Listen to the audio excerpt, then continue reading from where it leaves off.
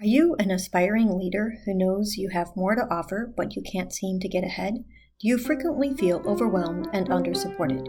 Listen to the Overcome to Become podcast as we talk about actionable tasks and mindsets that you can apply to begin leading yourself.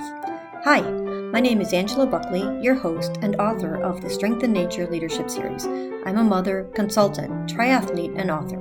In Overcome to Become, I share with you the science-backed and experience-proven lessons I've learned in my own leadership journey to beat burnout. Thanks for listening.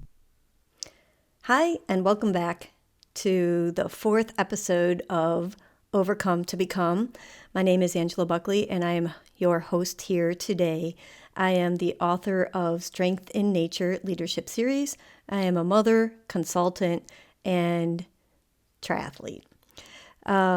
This week, we wanted to talk to you about visualization. So just a quick review, what we talked about so far. We talked about goals, the definition of overwhelm, and all of the things that we want to be working on in order to overcome overwhelm.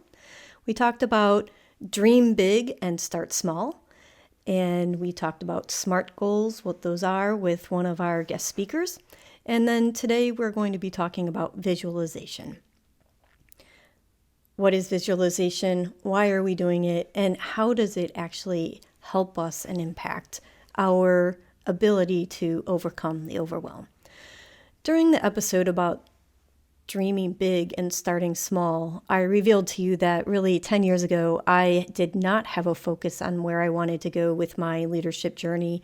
I really was only just getting started, understanding what leadership with intention and intentional leadership really meant and what it meant for me. I have been grateful to have been successful in most areas of my life, but I didn't understand how leadership really could have such a powerful or pivotal role in the execution of projects, in the support of the people around you, and really having the overall impact in our society. I want to say I was young, but I really wasn't that young. I just think that I was lucky to have been around many good leaders and that I was lucky to have been imbued with some leadership skills. But some leadership skills is not enough for truly overcoming the overwhelm and truly having a long-term positive impact on the world. I think when we really want to work successfully, we have to be very intentional about that. And intentional means having a vision of where we want to go and what that positive impact really ought to look like. So today, visualization. You will hear visualization included in meditation techniques. You will hear visualization included in prayer techniques. And in fact, in the Catholic and even Orthodox Church, you will see many statues and many icons that were included as part of the worship experience because it was helping us visualize. When we're engaging in visualization, it is engaging multiple parts of the brain. So that's an important aspect when we're talking about overcoming overwhelm. So the first part in visualization is really finding a sense of calm. It's also finding that sense of dream. Where is that you are trying to go? And then creating that picture of what that looks like for you. I have revealed to you many times that I race for Team USA as a part of the aquathlon and aquabike teams. I really enjoy this aspect of my life. It gets me outdoors. It uses my physical abilities. It forces me to grow. But importantly, it also forces me to use many of the techniques that I talk about during Overcome the Overwhelm in order to get my mind right and put the best effort forth on the field. This year, 2022, has been the absolute worst year for me when it comes to breathing. I have struggled with some of the climate change effects that we have had in our area. I've struggled with allergies in a way that I didn't know that I would ever struggle with. We have very few allergies deeply rooted in our family, but this year just was not my year. I struggled to breathe. Literally, I struggled to breathe. And in hindsight, I think I know that much of it was an allergic reaction to some of the things that were going around and also what was happening in our local water supply, swimming in the outdoors. Unfortunately, struggling to breathe when you're in an endurance sport is actually a big deal. And when you're in the water, you really do not want to have an anxiety attack, which will only exacerbate that. We also know that in aging athletes, and sorry to admit, but I do fall into that category, but in aging athletes, there is something called exercise-induced bronchitis,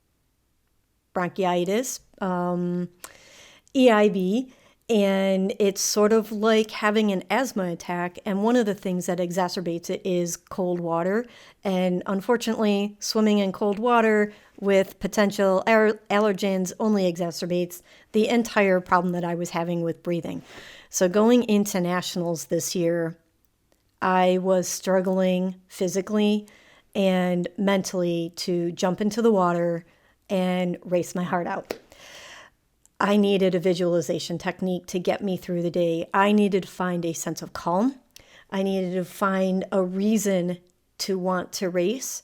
And I needed to find an image that I was going to hold tight in my brain as I was working through the emotions of being afraid to swim in cold water. I needed to find an image that would work for me, that I could handle getting into cold water and overcoming the fear associated with not being able to breathe. The image that I came up with for myself was Jesus steering a motorboat, and I would be able to swim in the calm behind the boat. Listen, I know that it's not a real thing. Motorboats kick up a ton of pollutants, and they actually do not have a little wake behind them that's easier to swim in.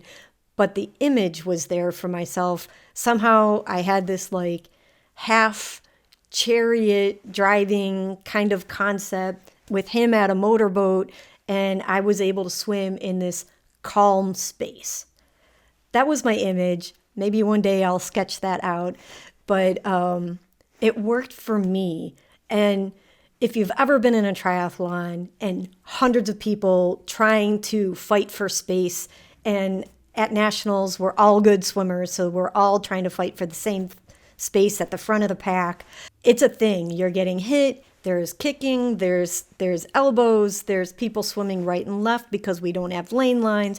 Everybody wants to get to that next orange buoy. And so there's a lot of turbulence. So for me to be able to find an image where I could knock out that turbulence, where I could breathe calmly and focus on the next stroke, was very important to me. So my visualization while I was in the water was this image of calm and this image of safety. Yes, my swim is 25 minutes, depends on which course we're doing, but I needed a sense of calm.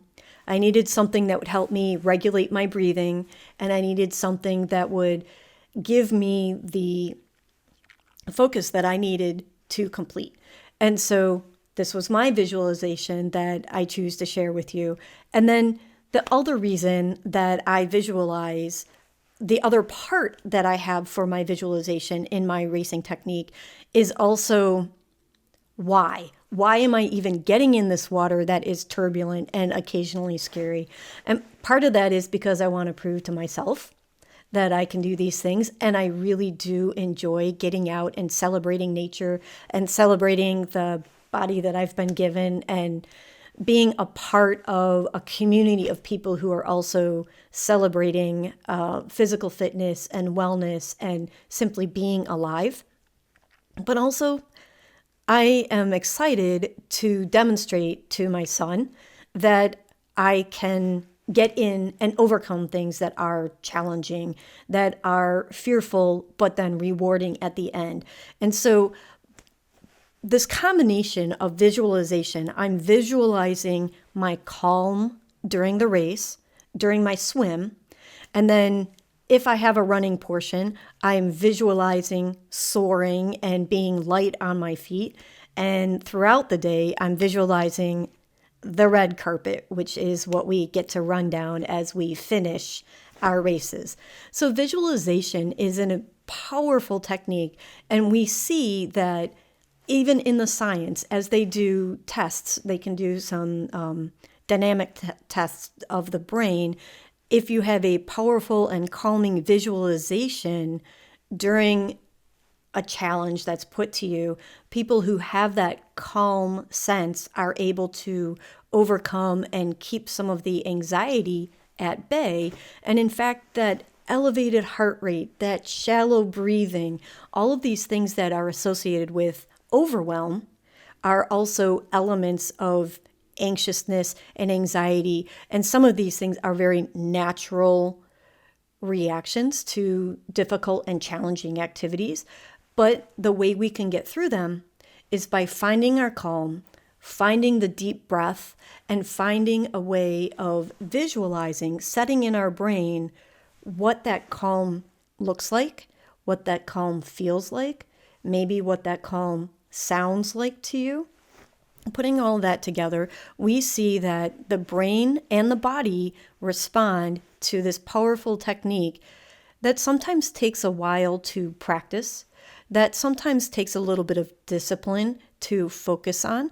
And we talk about how we can create the image, how we can find that visualization for ourselves, and how we can really enact that during the time when we're racing, when we're facing challenges, when we're going about our day to day and something comes up that is unexpected, that drives us into that overwhelm reaction. How do we get to a point where we can get back to the calm?